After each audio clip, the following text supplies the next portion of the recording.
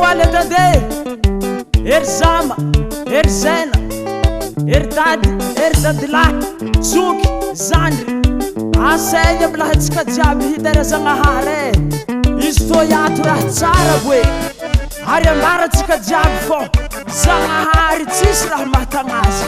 na mahafasagny iresiny zany izy zalahy zay tsy iaraka aminazy fo peraka tegna zanatsika jiaby lahavy alô zalahy